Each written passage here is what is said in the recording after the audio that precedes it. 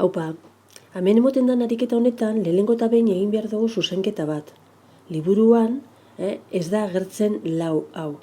Orduan hori da lehenengo zuk zuzendu behar duzuna. Da, P4 emateko pH2, O2- eta pH3. pH3 ezagutzen duzu fosfina da.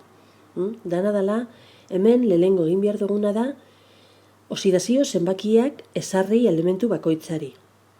Hemen gorriz ikusten duzu nola P4 horretan fosforoa 0 oxidatzaile zenbakiarekin dago. Eskuineko atalean ikusten duzu dagoela pH2 O2- horretan. Egiten baduzu ekuazio txiki bat, ze oxidazio zenbakiarekin dagoen fosforoa, ateratzen zaizu bat kontuan hartuta hidrogenoa plus batekin eta oxigenoak minus birekin dagozela. Gero, fosfinaren kasuan, hidrogenoa plus bateko oxidazio zenbakiarekin dago, beraz, fosforoa minus irurekin. Beraz, behin ezarrita oxidazio zenbakiak, ikus dezakezu nola. Zerotik, eskerreko atalean dagoen P4 horretatik, oxidazioa gertatzen da bateraino. Orduan, P4tik oxidazio gezia bialdu dugu, pH2, O2- da. Eta erreduzioa berriz, fosforoa igarotzen denian zerotik minus irura. Hau da, P4tik fosfinaraino, pH3raino. Bueno, orduan, badagoz bereiztuta, erreazio ionikoan ikusi ditugun aldaketakin, erdi erreazioak, oxidazioa eta erreduzioa. Orduan, idazten duguna da, oxidazio geziaren muturrak P4tik pH2 O2- eta erreduzioarenak P4tik pH3raino. Orain, egin behar duguna da, lehenengo eta behin ez ahaztu, fosforoa da kasu honetan gure protagonista bakarra, bera ia ondo doituta dagoen. Eta ikusten duzu, ez dagoela ondo doituta. Hau da, hasi behar gara, lau bat ipintzen, eskuineko atal honetan, eta beste lau bat ipintzen, hemen. Horrela, fosforoa doituta geratzen da. Orain, oxigenoaren doiketa egingo dugu. Nola egiten dugu oxigenoaren doiketa?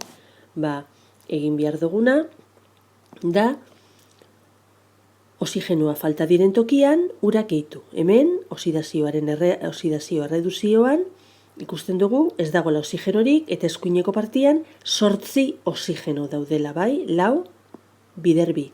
8, beraz, 8 ur gehituko dira. Oxigenoa doituta dago, baina orain ez dagoena doituta da hidrogenoa. Orduan, hidrogenoa doitzeko, egingo duguna izango da, atal honetan, hidrogeno plus eroprotoiak gehitu.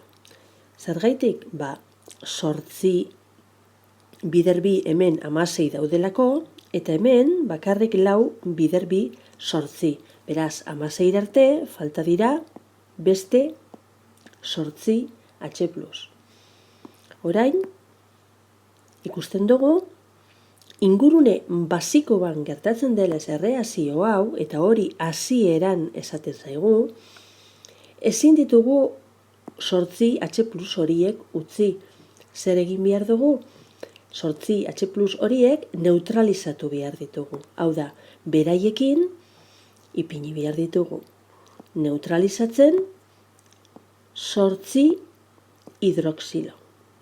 Baina hori eskerreko atalian ere gehitu behar dugu, 8 hidroxilo.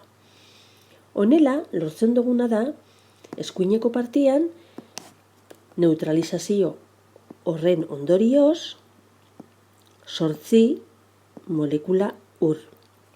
Baina, begiratu nola, eskerreko atalean ere, beste 8 molekula ur agertzen dira.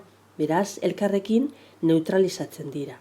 Honela, oxidazioa berriro idatziko dugu hemen, gauza asko agertzen direlako ezabatuta eta argiago ikusteko bakarrik, ipiniko dugu pelau, gehi, 8 hidroxilo, ematen du lau pH bi, obi, minus, eta konturatu urak desagertuta daudela, oraintzen ezabatu egin dituguelako.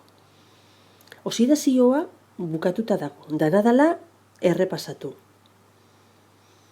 Ia dana ondo doituta dagoen. Elementuak behintzat ondo doituta daude, eta orain faltatzen dira elektroiak.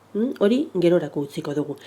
Amaituko dugu orain erredukzioa. Erredukzioan ikusten duzu fosforoa bera doituta egonda, oxigenorik ez dagoela, baina hidrogenoak dira orain doitu behar direnak.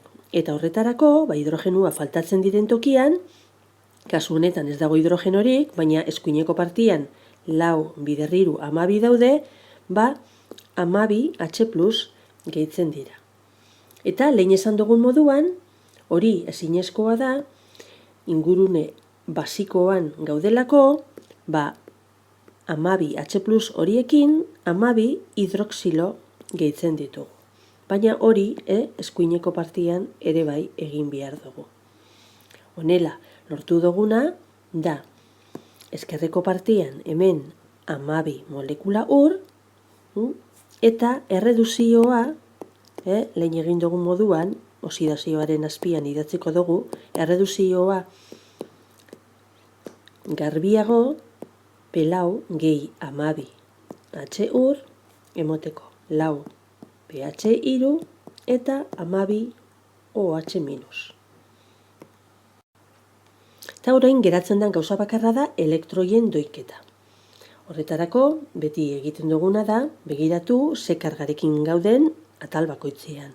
Hemen daukagun karga da -8koa. 8 hidroxilo daudelako. Eta hemen, lau bider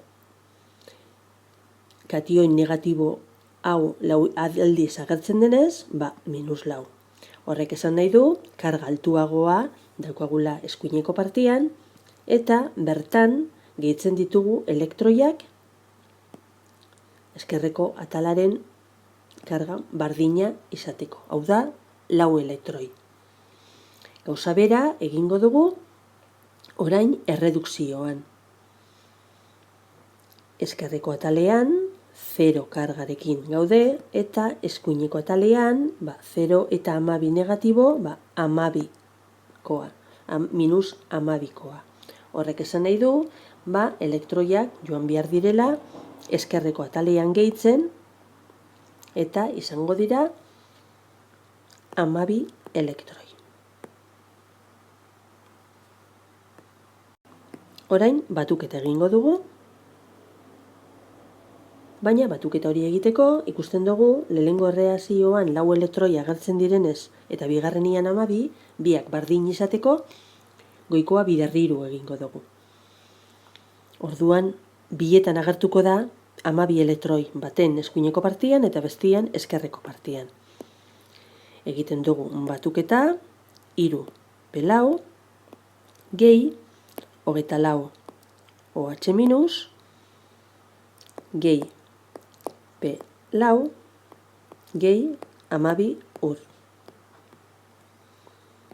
Eskuineko partian, 12 pH bi obi minus, gehi lau pH iru eta 12 hidroxilo.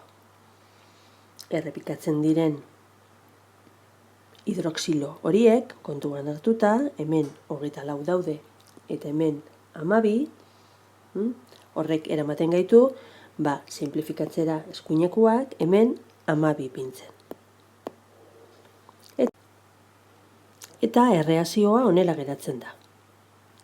Hemen agertzen dira 3 pelau eta hemen pelau bat, beraz, lau pelau. 12 hidroxilo, hauek ez ziren agertzen jatorrizko erreakzioan, baina beharrezkoak dira doiketa egiteko.